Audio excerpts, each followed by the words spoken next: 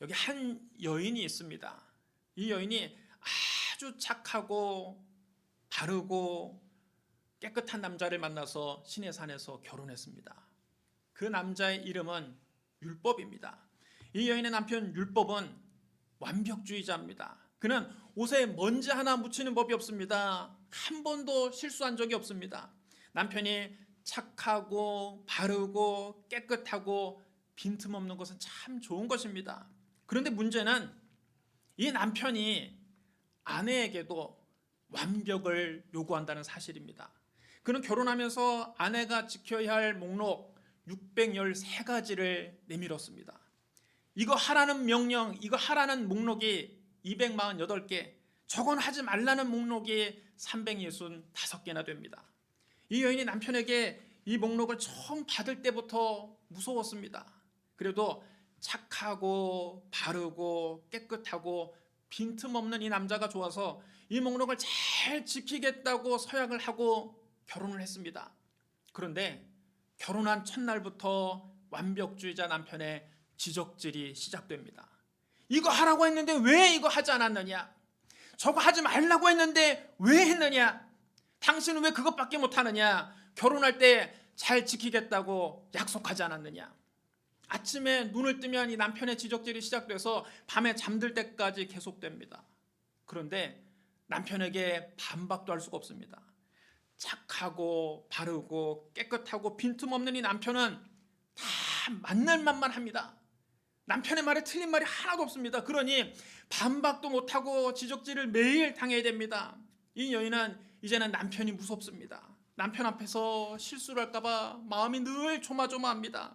뭐라도 하나 실수를 하고 나면 어김없이 남편의 호통이 시작됩니다. 이 여인은 숨이 막혔습니다.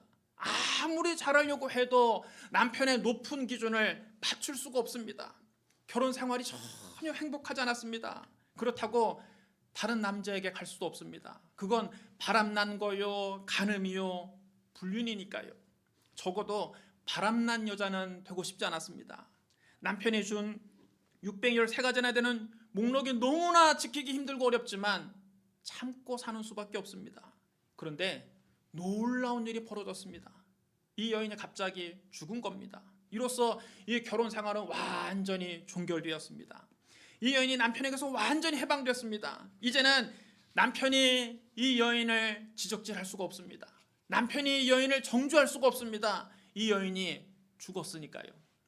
이 여인이 죽음으로써 완벽주의자 남편과 완전히 남남이 되었습니다. 이 여인이 죽음으로써 그동안 얽매였던 율법에서 완전히 벗어났습니다. 그런데 더 놀라운 일이 벌어졌습니다. 이 여인이 새 사람으로 거듭난 것입니다. 언제 그런 일이 생겼습니까? 2000년 전 갈보리 산에서 그리스도께서 십자가 못 박혀 죽으실 때 이 여인도 거기서 함께 죽었습니다. 그리고 그리스도께서 죽은 자 가운데서 다시 살아나실 때 이 여인도 새 사람으로 거듭났습니다. 로마서 6장 3절 5절에 이렇게 기록되어 있습니다. 무릇 그리스도 예수 합하여 세례를 받은 우리는 그의 죽으심과 합하여 세례를 받은 줄 알지 못하느냐? 그러므로 우리가 그의 죽으심과 합하여 세례를 받음으로 그와 함께 장사되었나니 이는 아버지의 영광으로 말미암아 그리스도를 죽은 자 가운데서 살리심과 같이 우리로 또한 새 생명 가운데서 행하게 하려 함이라. 만일 우리가 그의 죽으심과 같은 모양으로 연합한 자가 되었으면 또한 그의 부활과 같은 모양으로 연합한 자도 되리라.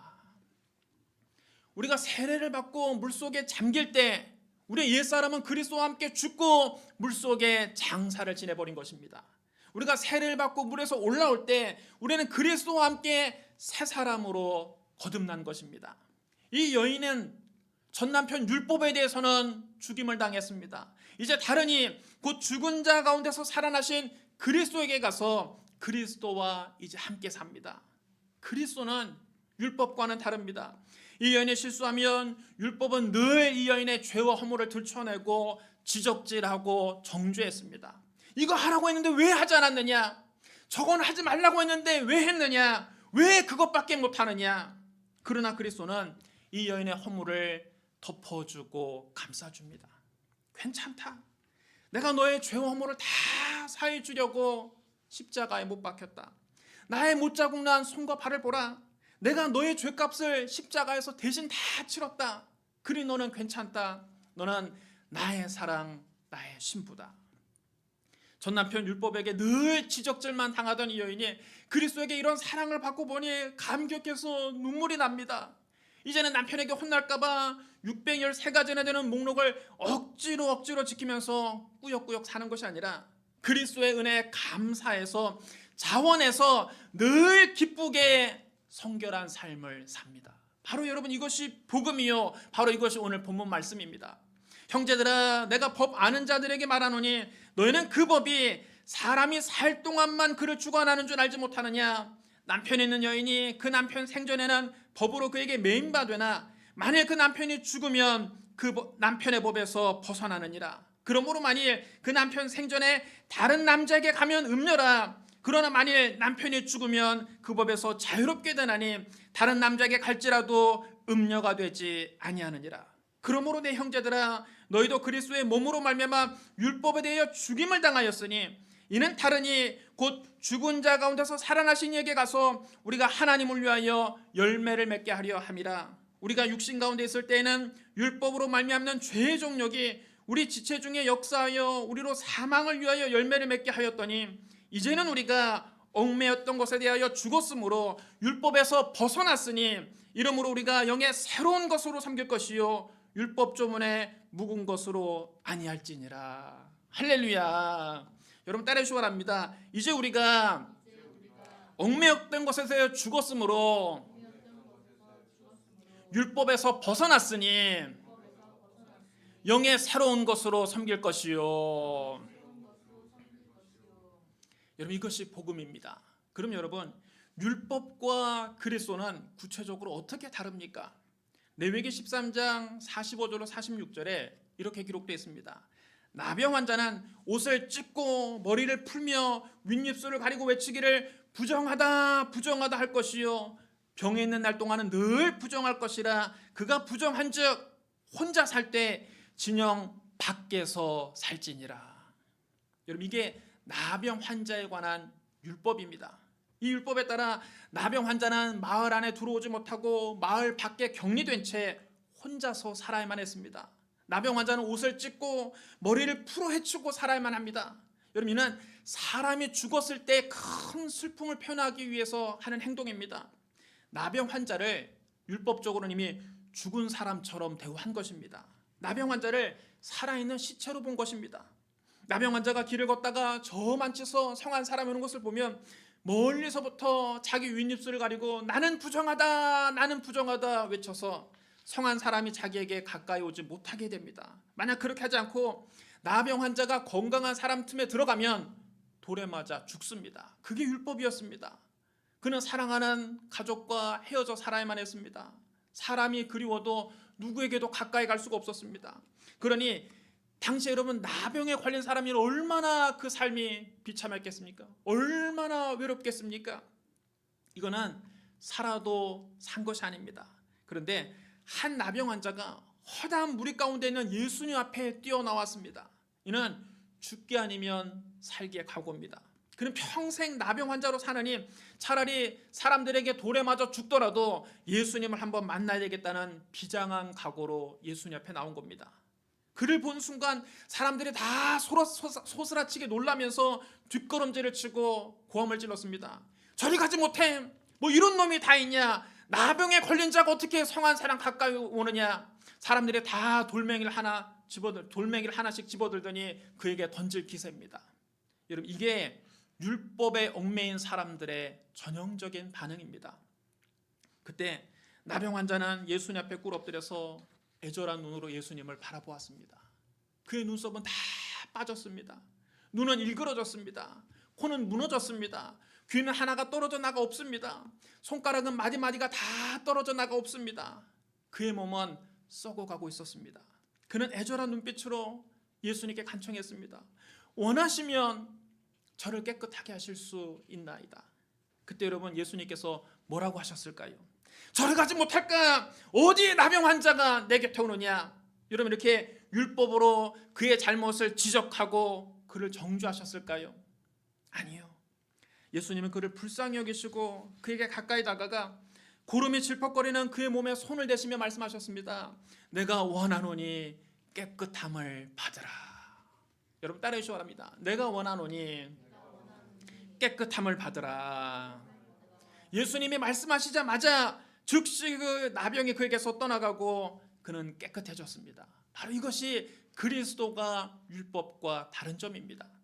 기독교의 복음은 구원의 복음입니다. 그런데 그 구원에는 영원 구원뿐만 아니라 육신의 치료도 포함되어 있습니다. 본래 하나님이 만드신 에덴 동산에는 병이 없었습니다. 그거는 상함도 없고 해함도 없는 낙원이었습니다. 하나님께서 처음 사람 아담과 하와를 창조하실 때 그들을 병든 상태로 만들지 않으셨습니다. 하나님은 아담과 하와를 건강하게 창조하셨습니다. 그러나 그들이 하나님을 반역하고 타락한 결과 병이 그들에게 들어온 것입니다. 죄로 말미암아 그들의 영혼이 병들자 그들의 육신에도 병이 생긴 것입니다. 그러므로 죄의 문제가 해결되면 질병도 고침받을 수 있습니다. 왜냐하면 질병 자체가 죄의 결과로 생겨났기 때문입니다. 그런데 우리 주 예수님께서 오셔서 우리의 모든 죄를 용서해 주시고 우리의 병든 몸을 치료해 주셨습니다. 예수님의 십자가는 구원과 치료의 십자가입니다. 구원과 치료는 십자가의 양면입니다. 십자가의 앞면이 구원이라면 십자가의 뒷면은 질병의 치료입니다. 예수님 우리의 죄를 사해주기 위해 그 몸이 찔려 상하셨고 우리의 병을 고치기 위해 채찍에 맞으셨습니다. 성경은 이렇게 선언합니다. 그가 찔림은 우리의 허물 때문이요 그가 상함은 우리의 죄악 때문이라. 그가 징계를 받음으로 우리는 평화를 누리고 그가 채찍에 맞음으로 우리는 나음을 입었도다. 여러분 따라해 주시랍니다. 그가 채찍에 맞음으로 우리는 나음을 받았도다. 그럼 여러분 우리가 십자가 못 박히신 예수 그리스도를 믿고 우리 영혼이 구원받았다면 채찍에 맞으신 예수님을 믿고 우리의 질병에서 치료함을 받아야 하는 것입니다. 예수님은 우리의 영혼을 구원하신 구원자일 뿐만 아니라 우리의 병을 고치시는 치료자이십니다. 여러분 이 복된 소식을 믿으시기를 주님의 이름으로 축원합니다. 하나님께서 시내산에서 모세에게 십계명을 주실 때 안식일에 대해 친히 말씀하셨습니다. 안식일을 기억하여 거룩하게 지키라. 엿새 동안은 힘써 네 모든 일을 행할 것이나 일곱째 날은 네 하나님 여호와의 안식일인즉 너나 네 아들이나 네 딸이나 네 남종이나 네 여종이나 네 가축이나 네 문 안에 머무는 객이라도 아무 일도 하지 말라. 이는 엿새 동안에 나 여호와가 하늘과 땅과 바다와 그 가운데 모든 것을 만들고 일곱째 날에 쉬었습니다. 그러므로 나 여호와가 안식일을 복되게 하여 그날을 거룩하게 하였느니라. 여러분 이것이 안식일에 관한 율법입니다. 하나님께서 안식일을 제정하신 목적은 크게 두 가지입니다. 하나는 하나님께서 온 우주 만물을 창조하신 것을 기억하고 일주일 중 하루를 온전히 하나님께 예배하라는 뜻으로 안식일을 제정하신 것입니다. 또 다른 하나는 인간이 일주일 중 하루라도 노동에서 해방돼서 일에서 해방돼서 육신의 평안과 안식을 누리라고 안식일을 제정하신 것입니다. 그러므로 안식일은 하나님을 위해 제정된 거룩한 날이기도 하지만 동시에 인간을 위해 제정된 복된 날이기도 한 것입니다. 안식일의 근본 정신은 하나님 사랑과 이웃 사랑입니다. 그러나 유대인들은 안식일의 이 근본 정신을 망각한 채 외형적으로 율법적으로 안식일을 지키기에 급급했습니다. 그들은 하나님이 말씀하신 안식일의 계명 외에 장로들의 전통을 덧붙여 놓고 그것을 지키려고 애를 썼습니다. 안식일에 관한 조항만 무려 39가지나 됩니다.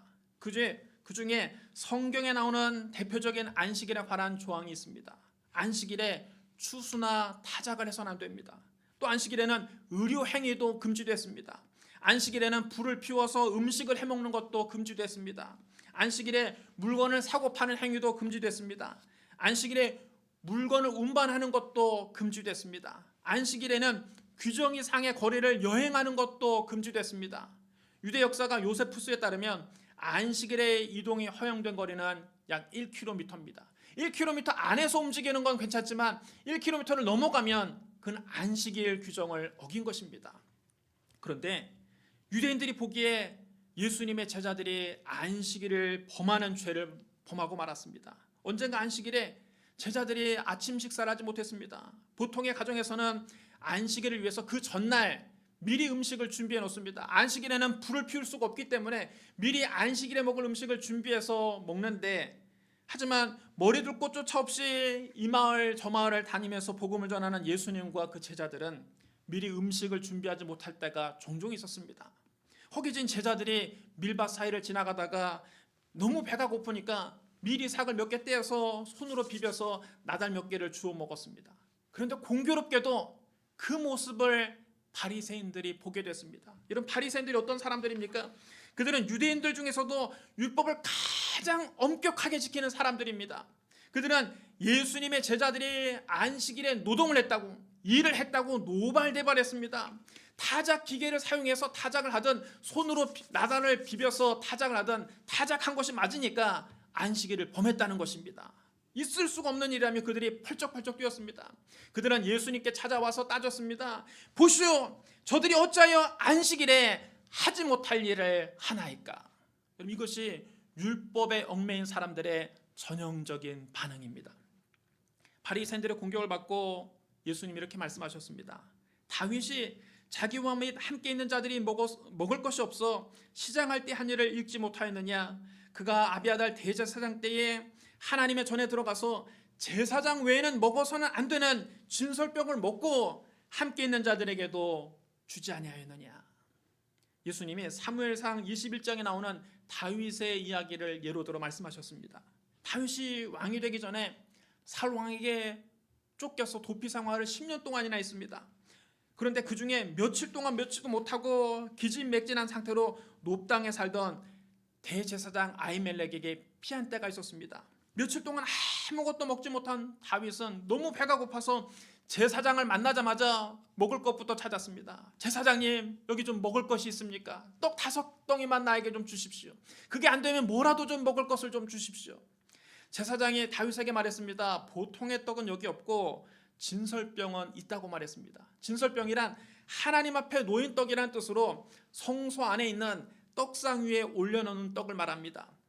제사장들은 매 안식일마다 뜨끈뜨끈한 새 떡을 하나님 앞에 올렸습니다. 그리고 물려낸 떡은 제사장들이 거룩한 곳에서 먹었습니다. 아히멜렉은 다윗에게 다른 떡은 없고 성소에서 물려낸 떡만 있다고 말한 것입니다. 그 떡은 거룩한 떡으로 본래 제사장들만 먹을 수 있습니다. 다른 사람은 먹을 수가 없습니다. 그게 율법입니다. 그런데 다윗은 그날 그 떡을 자기도 먹고 자기 부하들에게도 주어서 먹게 했습니다. 그러나 다윗이 하나님께 벌을 받아 죽지 않았습니다. 율법으로 보면 안 되는 일입니다. 하지만 사람의 생명을 살리는 일이 더 중요하기 때문에 하나님께서 다윗이 진설병 먹는 것을 허락하신 것입니다. 다윗이 진설병을 먹고 자기 부하들에게도 주었는데 그들은 아무도 죽지 않았습니다. 예수님이 바로 그것을 말씀하신 것입니다. 봐라, 율법으로 볼 때 성소에서 물려낸 떡은 거룩한 떡이고 진설병이므로 제사장 외에는 아무도 먹을 수가 없다. 그런데 다른 사람이 만약 그 떡을 먹으면 다 죽임을 당한다. 하지만 너희가 가장 위대한 성군으로 추앙하는 다윗을 봐라. 그는 그날 진설병을 먹었고 자기 부하들에게도 주어 먹겠지만 그들은 다 죽지 않았다. 무엇을 말하느냐? 하나님은 제사보다 자비를 원하시고 의식보다 사랑을 더 원하신다. 여러분, 이것을 볼 때 하나님이 사람의 생명을 얼마나 사랑하시는지 알 수 있습니다. 우리 하나님은 사랑의 하나님이십니다. 우리 하나님의 이 마음을 헤아리며 신앙생활을 해야 됩니다. 안식일은 여러분 너무나 중요한 것입니다. 함부로 어겨서는 안 됩니다. 그러나 사람의 생명은 안식일보다 훨씬 더 중요한 것입니다. 바리새인들은 율법과 의식만 보았지 그 율법과 의식이 사람을 위해 있다는 것을 몰랐습니다. 율법과 의식은 사람을 잘 살라고 주신 것이지 사람을 죽이려고 우리에게 주신 것이 아닙니다. 사람의 생명이 위기에 처한다면 율법과 의식을 뛰어넘어서라도 사람의 생명을 살리는 것이 하나님의 뜻입니다. 안식일의 참된 의미에 대해 예수님이 분명히 말씀하셨습니다. 안식일이 사람을 위하여 있는 것이요 사람이 안식일을 위하여 있는 것이 아니니 이러므로 인자는 안식일에도 주인이니라. 여러분 따라해 주시랍니다. 안식일이 사람을 위하여 있는 것이요 사람이 안식일을 위하여 있는 것이 아니니 안식일은 하나님이 사람을 위해 제정하신 것입니다. 안식일은 마치 우리가 있는 옷과 같은 것입니다. 여러분, 옷이 사람을 위해 있는 것이지 사람이 옷을 위해 있는 것이 아닙니다. 사람이 안식일을 위해 있는 것이 아니라 안식일이 사람을 위해 있는 겁니다. 하나님께서 안식일을 제정하신 목적은 피곤한 사람을 쉬게 하고 그 생명을 살리려고 안식일을 제정하신 것이지, 사람이 안식일에 묶여서, 안식일에 매여서, 안식일에 얽매여서 굶어 죽으라고 만드신 것이 아닙니다. 예수님은 성자 하나님이십니다. 예수님은 육신을 입고 이 땅에 오신 하나님이십니다. 예수님은 임마누엘, 곧 우리 곁에 오신 하나님이십니다. 예수님이 바로 안식일을 제정하신 하나님이십니다. 그러므로 예수님은 안식일의 주인이십니다. 안식일의 주인이신 예수님은 형식적인 제사보다 진심 어린 사랑을 더 원하십니다. 바로 이 점이 그리스도가 율법과 다른 점입니다. 안식일에 일을 안 하는 것이 중요한 것이 아니라 안식일에 하나님 사랑과 이웃 사랑을 실천하는 것이 더 중요한 것입니다. 예수님은 안식일의 참된 의미가 사랑에 있음을 우리에게 깨우쳐 주셨습니다. 사랑하는 성도 여러분, 우리가 예수 그리스도의 복음을 모를 때는 율법에 얽매여 살았습니다. 613가지나 되는 율법에 매여서 숨막히는 삶을 살았습니다. 숨도 제대로 쉴 수가 없습니다. 율법에 지적질을 당하고 정죄를 받으며 살았습니다. 그러나 예수님께서 십자가 못 박혀 죽으실 때 나의 옛사람도 그 십자가에서 함께 죽었습니다. 그리스도께서 죽은 자 가운데서 다시 살아나실 때 나도 새 사람으로 거듭났습니다. 이제 우리는 율법에서 벗어나 그리스도와 함께 사는 것입니다. 이제 우리는 율법 조문의 묵은 것에서 벗어나 영의 새로운 것으로 하나님을 섬깁니다. 바로 이것이 복음입니다. 그리스도의 복음이 주는 이 놀라운 자유를 누리며 사시기를 주님의 이름으로 축원합니다. 우리 기도하겠습니다. 사랑과 은혜가 풍성하신 하나님 아버지, 하나님의 아들이 나를 위해서 십자가에서 죽으시고 나를 위해 부활하신 것을 믿습니다. 예수님께서 십자가 못 박혀 죽으실 때 나의 옛사람도 그 십자가에서 죽었음을 믿습니다. 그리스도께서 죽은 자 가운데서 다시 살아나실 때 나도 새 사람으로 거듭났음을 믿습니다. 우리를 얽매였던 율법에서 벗어나게 하여 주시니 감사합니다. 이제 그리스도 안에서 영의 새로운 것으로 하나님을 섬기게 하여 주옵소서. 우리를 자유롭게 하신 예수님 이름으로 감사하며 기도드리옵나이다. 아멘.